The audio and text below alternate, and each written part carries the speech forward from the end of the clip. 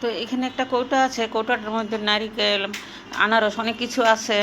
তো এটার সঙ্গে মিক্স করে সামান্য একটু চিনি দিচ্ছি, দিয়ে এটা খুব মজা হবে। এখন এটা ছোট বড় সবাই খেতে পারে, বাচ্চা বৃদ্ধ সবাই খেতে পারে, খুবই সুস্বাদু এবং উপকারী।